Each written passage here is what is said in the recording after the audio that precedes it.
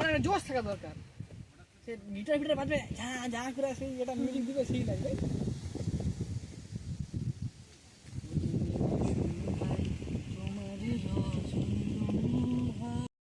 মনে মনে আমাকে প্রচুর গাছ এই থেকে ভিতরে সবাই খাবে। তো আমি বলছি যাইনি, তোমরা ওটা কত কাজ করে পারি কি জানি